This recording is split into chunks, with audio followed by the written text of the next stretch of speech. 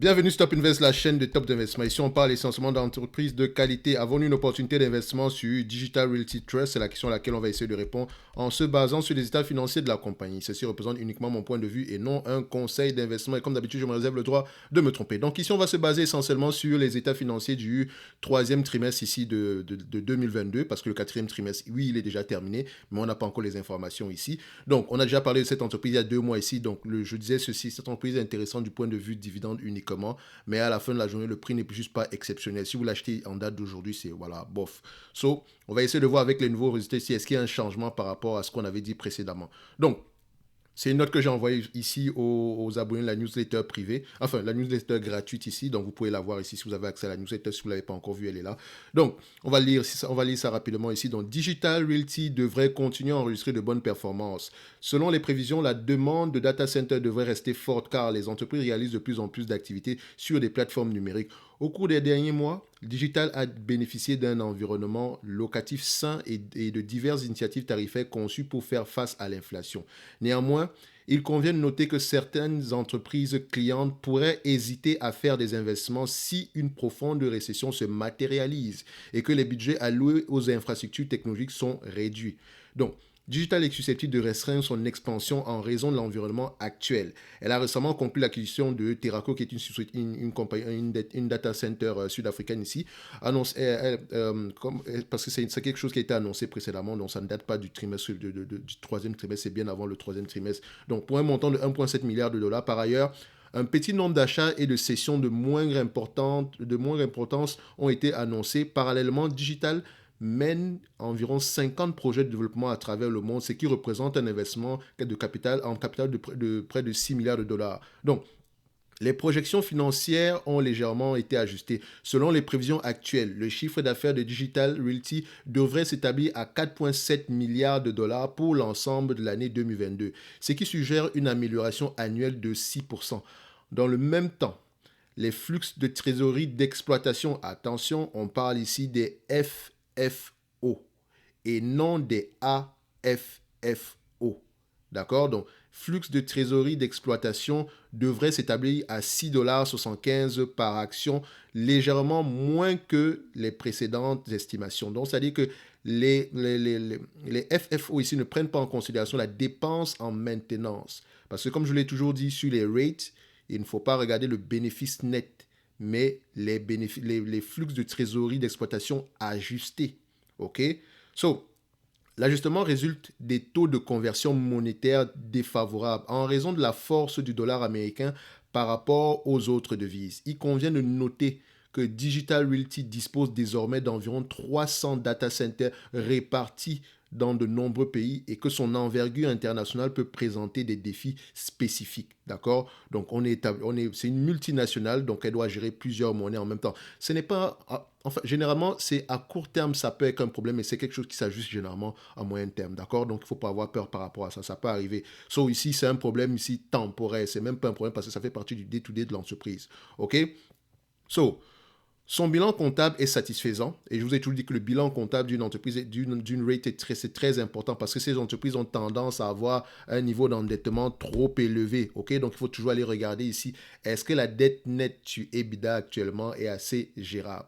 Et quand vous prenez dette nette sur EBITDA, il faut également regarder, est-ce que les FFO sur la dette nette est gérable? Est-ce que les AFFO, est-ce que la dette nette sur les AFFO est également gérable? D'accord? Vous pouvez également faire le calcul dette nette sur AFFO moins le dividende ici. Donc AFFO moins le dividende pour voir à peu près ce qui reste. Est-ce que ce qu'il reste nous permet de payer le dividende, nous permet de payer la dette ici dans un délai assez raisonnable. Donc quand on prend Digital Realty Trust, donc DLR ticker symbol, donc on regarde ici.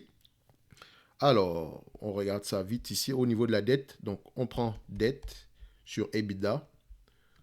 On a quoi ici? On est aux alentours de 7,1 fois les EBITDA. Et je vous ai dit ici que dans ce business-ci, il ne faut pas avoir 10 fois les EBITDA. D'accord? Dette nette sur EBITDA doit toujours être en dessous de 10. Et déjà, quand on se rapproche trop de 10, c'est même déjà assez dangereux. OK? Donc, il faut toujours privilégier tout ce qui est en dessous de 10. Tout ce qui est au-dessus, non, bye. On ne touche pas à ça. OK? Et je vous ai dit également que Digital Realty Trust, c'est pas comment on dit ça? C'est pas de l'immobilier en tant que tel, hein. C'est de l'infrastructure technologique. Donc, à la fin de la journée, ce sont des serveurs, ce sont voilà, ce sont des cartes mémoire, des cartes graphiques mises en réseau, ce genre de choses-là. Donc, la dépréciation est une dépense réelle. D'accord? Une véritable dépense. Donc, normalement, à long terme, les net income de cette entreprise devraient représenter la véritable rentabilité de celle-ci. Donc, il faut faire attention ici. OK? So, il y a également un élément que je devrais prendre en considération ici. J'ai parlé des AFFO. Je vous ai dit ici que j'ai parlé des FFO, qu'on était à 6,75$ selon les analyses. D'accord? Ici, il faut également prendre en considération les AFFO. Les AFFO, donc, les bénéfices, les flux de trésorerie opérationnels ajustés, d'accord, ajustés à la maintenance, seront plutôt de 6,29$. Et si vous regardez l'ancienne vidéo, on était à 6,40$. Donc, on a une diminution ici par rapport à ce qu'on avait précédemment, ok? Donc, vous constatez qu'on voilà, on était à peu près à 1,44$ ici précédemment. Là, on a 1,29$. Donc, ça peut être dû aux différentes raisons que je vous ai données tantôt. Parce que, comme je vous l'ai dit, quand vous lisez un rapport financier trimestriel, il faut chercher à savoir qu'est-ce qui s'est passé, pourquoi est-ce que ça s'est passé, à quoi s'en tenir à court terme. Donc, généralement, cette note-ci vous donne ce genre d'informations. Qu'est-ce qui s'est passé, pourquoi est-ce que ça s'est passé, à quoi s'attendre à court terme ici. OK? So, on continue. Son bilan comptable est satisfaisant. À la fin du troisième trimestre, Digital Realty a déclaré des liquidités de 3 milliards de dollars, comprenant des liquidités le 3 milliards de dollars comprend des liquidités, des facilités de crédit, donc c'est-à-dire qu'on a la possibilité de pouvoir s'endetter à un certain montant, d'accord, et des ententes de participation, ok. So, la dette totale s'élevait à 15,8 milliards de dollars, ce qui est considérable. Cependant, les obligations de Digital Realty ont un taux d'intérêt moyen de 2,5%. Et c'est important généralement de regarder la dette, d'accord, et du point de vue taux d'intérêt et du point de vue échéance de paiement. Donc, on a des taux d'intérêt ici de 2,5% avec des échéances moyennes de 5 ans. D'accord? Donc, en moyenne, c'est le 2,5% ici sur une échéance de 5 ans. Donc, ça dit que c'est assez gérable ici. D'accord? Donc, on a une certaine visibilité par rapport à nos taux d'intérêt, au moins sur les 5 prochaines années. OK? Donc, on ne sera peut-être pas affecté par la variation des taux d'intérêt actuels. OK? Mais il faut également voir que c'est une entreprise qui devrait plutôt se concentrer sur le remboursement de la dette. Donc, le rendement du dividende est séduisant à l'heure actuelle. Actuellement, on est à combien? On est à 4,93%. D'accord? 4,93%. Toutefois, il ressort de nos projections que le potentiel d'appréciation de ce rate est limité. Et quand je parle de projection ici, je pourrais me baser sur la vidéo précédente. Et tout en faisant remarquer qu'ici, par rapport à la vidéo précédente, on a des AFFO moins élevés. D'accord? Mais ça peut également être de manière temporaire parce qu'elle va pouvoir ajuster le prix en conséquence. OK? So, parce qu'elle augmente les loyers sont généralement adossés ici à l'inflation. OK? So, il faut regarder ici que le prix par rapport à la dernière vidéo, on était à 76$ par là. Je vous avais également mentionné que du point de vue dividende, le prix n'est pas mauvais pour quelqu'un qui recherche uniquement le dividende. Ce dividende-là, il est assez safe. Mais qu'idéalement, aux alentours de 76$, ça pourrait commencer à être intéressant. OK, 76, 80$ par là. Donc, en termes de dividende ici, on remarque ça rapidement. On paie un dividende ici de combien? On prend ça rapidement. Je dézoome sur les 20 dernières années. Est-ce qu'il va nous donner l'information? Tac, tac. Voilà. Donc, je prends dividende. Dividende per share. Voilà. Voilà. Donc, on va les prendre sur les 12 derniers mois ici. Sur les 12 derniers mois. OK. Donc, on est à peu près, j'espère, à 4,64$. D'accord? Rappelez-vous, 4,64$. Nous sommes présentement à 6$. 6$, on a combien? 6,29$ ou bien 6,33$ par rapport à AFFO, si je ne me trompe pas. Donc, on va prendre ici AFFO. On va le prendre. Où est-ce que tu te situes ici, AFFO? Alors, je prends les AFFO ajustés, bien sûr, par rapport aux prévisions des analystes. OK, average, 1 year, 6,29$. Donc, je mets ici 6,29$. Donc, ici, on paye à peu près combien? 4,64$. Donc, 4,64 divisé par 6,29. Donc, on a un payout ratio aux alentours de 73-74%. Ça va, c'est assez gérable.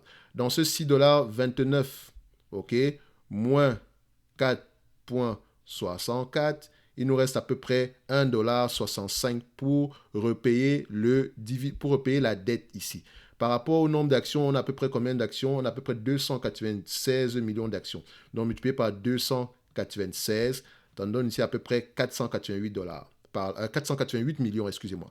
Le 488 millions ici sert uniquement au repaiement de la dette, au rachat d'entreprises, etc. OK? Ou bien au rachat d'actions ici. Donc, si on le garde sur 5 ans, admettons que les charges restent les mêmes, les bénéfices restent les mêmes ici sur les 5 prochaines années et que le dividende ne bouge plus, ok? On va pouvoir dégager un 500 millions ici. Si on repaye juste la dette avec ce 488 millions là en moyenne, ça fait à peu près 2 milliards 442 millions. Donc ce 2 milliards 442 millions ici, on constate par rapport au niveau de dette nette actuelle. D'accord? Donc ici, il faut faire attention à la dette nette, il faut regarder bien en profondeur parce que c'est bien 15 milliards et poussière, ok? Ce n'est pas le 16,95 ici, d'accord? On va prendre ce qui est présentement ici, 15,88. Donc quand on prend 15,88 ici, 2,44 divisé ici par 15 points, je vais mettre 15,8 ici.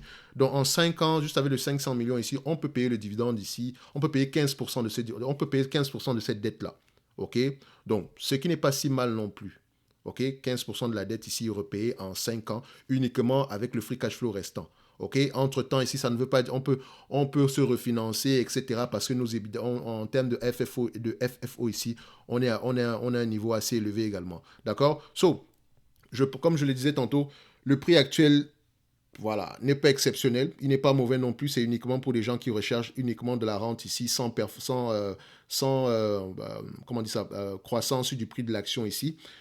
N'oubliez pas également que en période difficile, ce genre d'entreprise-ci aura tendance à ralentir la croissance ici. Donc, au niveau de dividende, peut-être qu'on aura un ralentissement de la croissance de dividende ici. Mais à partir de ce niveau-ci, je pense que voilà, ce n'est pas un mauvais prix.